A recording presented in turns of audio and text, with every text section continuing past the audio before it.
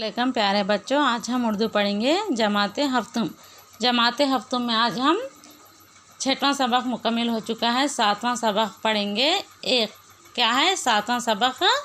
एक ख़त, और इसका पार्ट 1 पढ़ना है।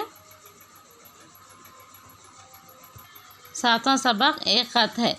एक ख़त में आज हम पहला हिस्सा यानी पार्ट 1 पढ़ेंगे, जिसमें पंडित जवाहरलाल नेहरू का ख़त अपनी बेटी इंदिरा के नाम, यानी पंडित जवाहरलाल नेहरू क्या कर रहे, ख़त अपनी बेटी को बेटी इंदिरा के नाम से लिख रहे, जो इंदिरा गांधी कहते हैं। इसी तरह तस्वीर में देखो, यहाँ पे कौन दिखाई दे रहे, ये कौन है तस्वीर में? चाचा नेहरू। कौन है? चाचा नेहरू। इस तरह इनकी बेटी कौन है? इंदिरा गांधी। किसकी बेटी है ये? चाचा नेहरू की। तो तस्वीर में दोनों दिख रहे ना। इसी तरह यहाँ पे देखो सवालात दिए गए हैं। यहाँ पे इन सवालात के जवाब तस्वीर को देखकर देना रहता। तस्वीर में कौन कौन है? कौन कौन है तस्वीर में? जवाब चाचा नेहरू और चाचा नेहरू की बेटी इंदिरा गांधी। इसी तरह दूसरा सवाल, तस्वीर में चाचा नेहरू अपनी चहेती बेटी इंदिरा से क्या गुफ्तगू कर रहे होंगे, सोचकर बताइए। यानी इस तस्वीर में चाचा नेहरू अपनी बेटी इंदिरा के नाम जो ख़त लिख रहे हैं ना, तो क्या गुफ्तगू करते होंगे, सोचकर बताइए बोल के बोल रहे।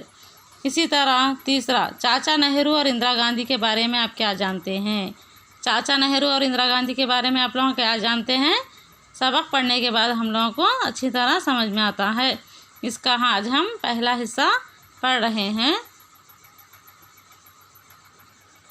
इसी तरह देखो, नैनी सेंट्रल जेल कौन सी तारीख? 26 अक्टूबर 1930 ईस्वी को।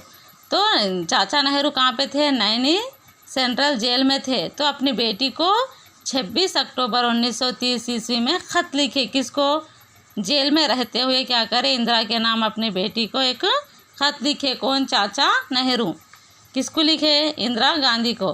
देखो ख़त में क्या लिखा रहता, हम ख़त पढ़ रहे हैं। प्यारी बेटी, कौन बोल रही है? चाचा नेहरू। प्यारी बेटी, तुम्हें अपने सालगिरह के मौके पर तोहफे और नेक ख्वाहिशात मिलती रही है। नेक ख्वाहिशात की तो अब भी कोई कमी नहीं, लेकिन मैं नैनी जेल से तुम्हारे लिए क्या तोहफ़ा भेज सकता हूँ। नेक ख्वाहिशात का ताल्लुक़ तो दिल से है, जैसे कोई परी तुम्हें ये सब कुछ दे रही हो। तो क्या बोल रहे चाचा नेहरू अपनी बेटी को, हर वक्त हर सालगिरह के मौके पर मैं आपको अच्छे अच्छे नेक ख्वाहिशात और तोहफे देता रहता हूँ, लेकिन अब मैं नैनी सेंट्रल जेल में हूँ, फिर भी आपके लिए एक मैं अच्छा तोहफ़ा भेज रहा हूँ। आपका ख्वाहिश का ताल्लुक़ तो दिल से है, जैसे कोई परी तुम्हें सब कुछ दे रही हो। ये वो चीज़ें हैं जिन्हें जेल की ऊंची दीवारें भी नहीं रोक सकती। ऐसा तोहफ़ा दे रहा हूँ मैं, जो जेल की ऊंची ऊंची दीवारें भी ये तोहफ़ा देने के लिए नहीं रोक सकती। इसी तरह तुम खूब जानती हो कि मुझे नसीहत करने से कितनी नफ़रत है। चाचा नेहरू अपनी बेटी से बोल रहे, तुम जानती हो ना बेटी, मुझे नसीहत करने से कितनी नफ़रत होती। जब कभी मेरा जी चाहने लगता कि नसीहत करूं, तो हमेशा उस अक्लमंदी की कहानी याद आ जाती है। कौन सी अक्लमंदी की? देखेंगे यहाँ पे, जो मैं हमेशा उस अक्लमंद की कहानी याद आती है जो मैंने कभी पढ़ी थी। शायद एक दिन तुम भी वो किताब पढ़ो जिसमें एक कहानी बयान होगी। ऐसी किताब है जो आप भी पढ़ो, इसमें एक कहानी है बोल के चाचा नेहरू अपनी बेटी को बोल रहे। कोई 1300 बरस गुजरे के मुल्क चीन से एक सिया इल्म व दानिश की तलाश में हिंदुस्तान आया। तो उस किताब में क्या है? 1300 बरस की बात है कि गुजर चुके मुल्क चीन से, कौन से? चीन इलाके से एक सिया यानी सफ़र करने वाला इल्म की तलाश के लिए कहाँ पे आया? हिंदुस्तान आया है। कौन रहते वो? अंग्रेज़। इसका नाम ह्यूएन सांग है। उसका नाम क्या है?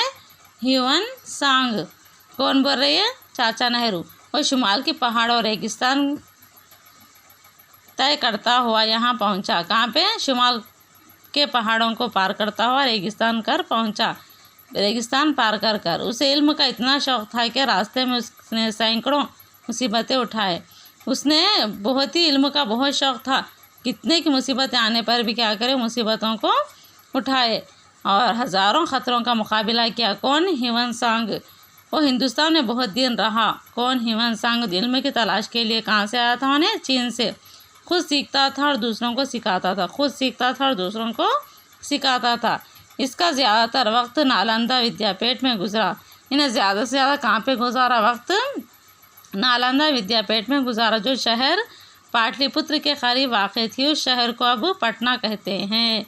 जो नालंदा विद्यापीठ में जो तालीम गुजारी, कौन?